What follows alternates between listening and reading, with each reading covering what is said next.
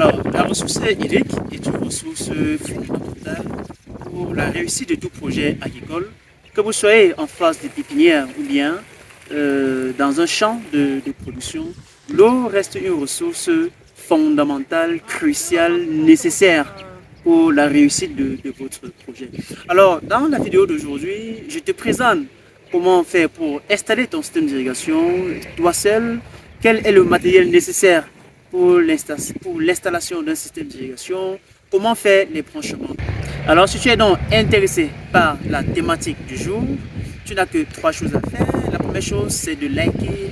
La seconde chose, c'est de t'abonner. Et la troisième chose, c'est de partager massivement cette vidéo autour de toi. Car quelqu'un, quelque part, peut être dans le besoin. Alors, suivez mon regard. Alors, salut à toi, je suis Anafark Donatson Dioril, ingénieur agronome de formation et entrepreneur agro-silvo-pastoral. Sur cette chaîne, je te parle d'agriculture, d'élevage et d'entrepreneuriat agro-pastoral en Afrique. Donc, pour la thématique du jour, comme je vous disais tantôt, pour l'installation d'un système d'irrigation, on a besoin d'un ensemble de matériel dont la jonction permettra donc d'avoir un système d'irrigation opérationnel, efficace et fonctionnel. Donc, d'entrée de jeu, on a besoin d'une pompe immergée ou bien d'une motopompe.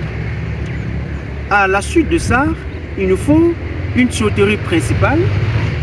Ici, nous avons opté pour les tuyaux de diamètre 32 qui nous servira donc de conduite principale.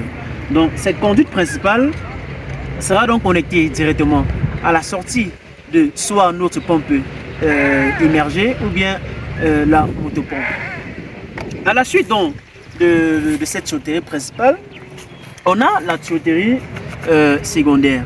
Ça, c'est les tuyaux de diamètre 16 mm. Alors, comment se fait donc la jonction entre le tuyau de diamètre 16 mm et la tuyauterie principale qui est de diamètre 32? On va donc se servir de cette perceuse. Tout à l'heure, vous aurez la possibilité de voir le fonctionnement, comment ça se passe. Donc, cette perceuse va donc nous servir de faire des perforations sur le tuyau de diamètre 32. Après donc ces perforations, on va donc se servir des joints. Ça, c'est des joints sur lesquels on va connecter ce qu'on appelle des vannettes.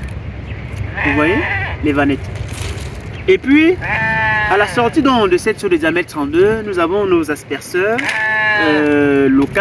Dans une autre vidéo, je vous présenterai les avantages, mais aussi les inconvénients d'utiliser les tourniquets locaux ou encore des asperceurs locaux.